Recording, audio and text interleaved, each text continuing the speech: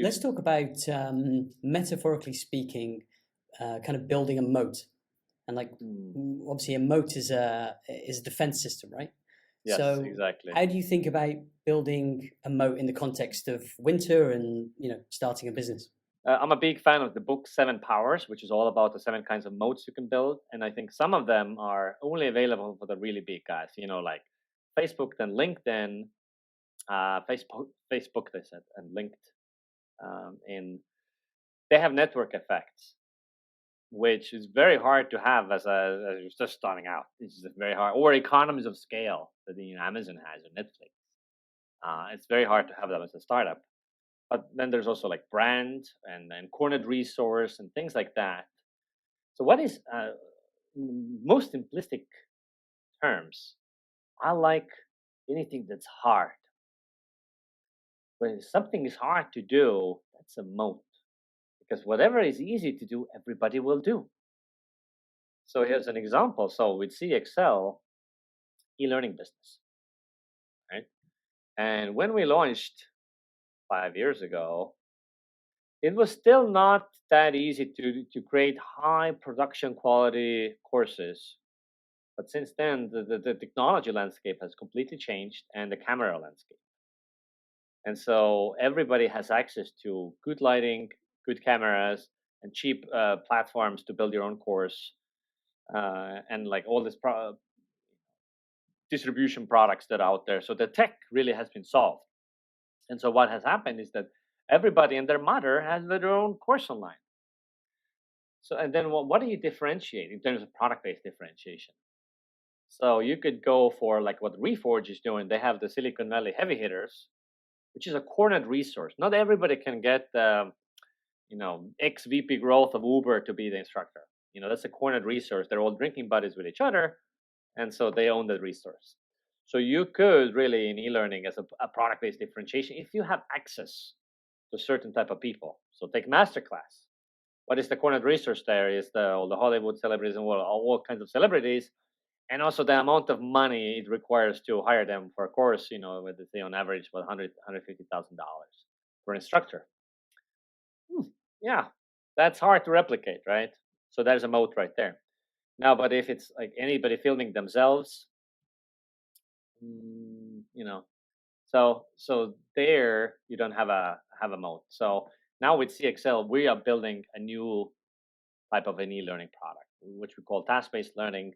It's in private beta right now, and building the product is very hard for us. And whenever we have these internal debates about like conversations, like, oh my God, this is not working. We've been trying this and that, and like all these problems here and quality problems there, and it's like, I love it because the fact that it's hard means that other people, it's going to be hard for them as well.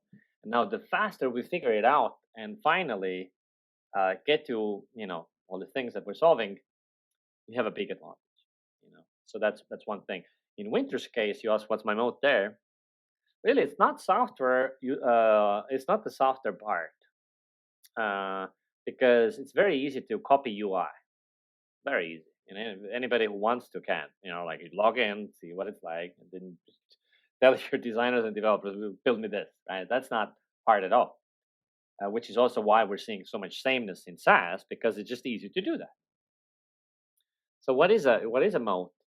The moats are brand, which is a really great moat that most everybody can build. And of course, if you have more money, it's easier to build it because you can spread awareness that you exist. Because brand and positioning and all those things, they live inside the mind of a user. So like the first mover advantage thing is also like, who is the first to position in the mind of the user? So in my case, what I'm doing is that I'm promoting this idea that you need to do message testing. And this is the first product out there that really does this. There are like workaround ways that you could hack it together with some other tools, but really it's a pain in the ass. We make it easy. So now the more people find out about it, I'm positioning myself as, oh, I need message testing. That's Wynter. So it's like a job. You connect the tool to a job to be done. If it's like, oh, I need heat maps for SMBs, what's a good tool? Hotjar is first in my mind.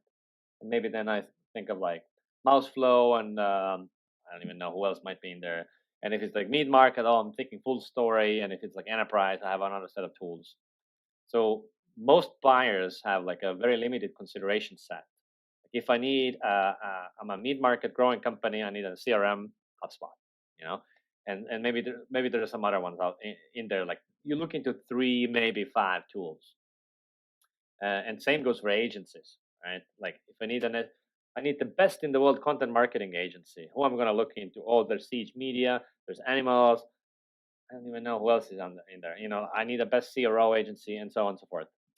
And so the brand mode is positioning yourself as the best one for this whatever use case, but whatever the progress is that the user is looking to make. And so first to market, that goes a long way, and there's a lot of staying power and momentum. And the second is it's like my panel, because you can copy all my functionality, you can't copy the panel. And same goes for your audience. If you have a blog readership, a blog audience, a social media following, a reputation, those are the things that they can't really copy. Or you know, my friend Jonathan, who runs Client Boost, he's like all about how many reviews he has. And reviews you can get there if you copy, but like we all know how hard it is to get a huge amount of customer reviews. It's just a pain in the ass. And so if you say, hey, I have 1,000 reviews on G2 or Capterra or Clutch or whatever it is, that's an advantage. You know, that's a moat.